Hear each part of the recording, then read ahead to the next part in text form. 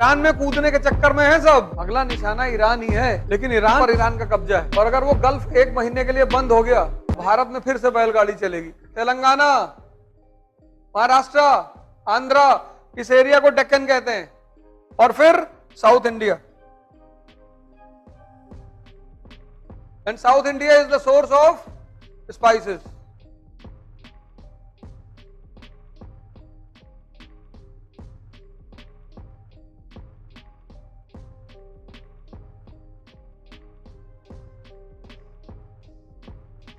फिर यहां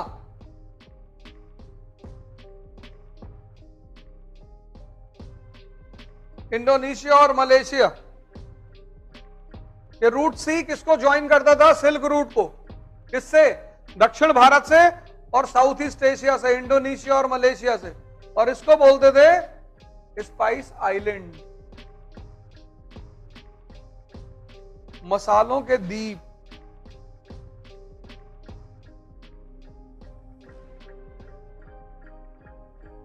तीन रास्ता क्लियर। रूट बी क्या करता था? सिल्क रूट को किससे जोड़ता था? इंडो चाइना से। रूट सी क्या करता था?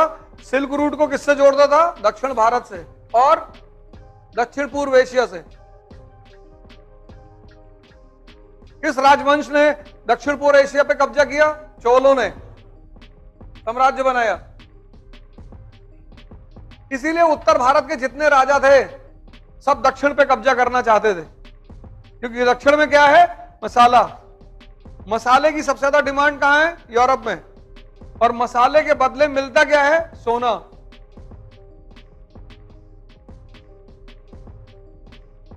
तुम नॉर्थ इंडिया की हिस्ट्री पढ़ो। अशोक का कब्जा दक्षिण पे, समुद्रगुप्त का कब्जा दक्षिण पे, अलाउद्दीन खिलजी का कब्जा दक्षिण पे, मोहम्मद बिन तुगलक दक्षिण पे, अकबर दक्षिण पहुंच गया, औरंगजेब दक्षिण पहुंच गया, सब दक्षिण पे। क्योंकि दक्षिण में क्या है?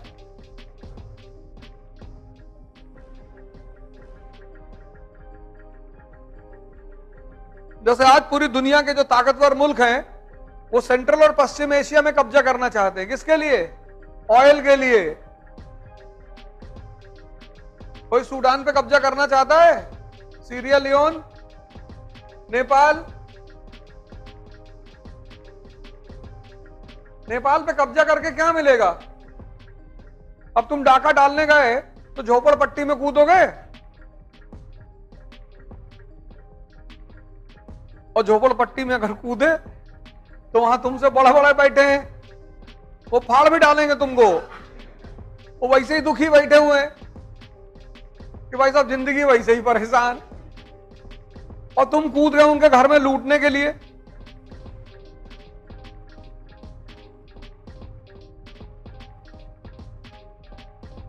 लेकिन इराक में कूदोगे तो तेल मिलेगा। ईरान में कूदने के चक्कर में है सब। अगला निशाना ईरान ही है, लेकिन ईरान को पकड़ना इतना आसान नहीं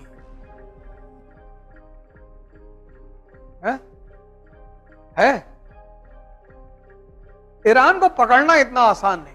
ईरान पर कूदे और अगर गलत पड़ गया तो बहुत मुश्किल हो जाएगी। गल्फ ऑफ हार्मुज, पूरे गल्फ पर ईरान का कब्जा है।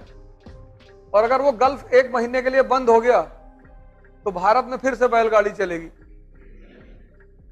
क्योंकि सारा ऑयल और एनर्जी वहीं से आता है।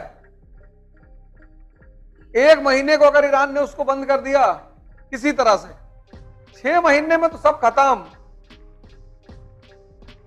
भारत, चीन, जापान,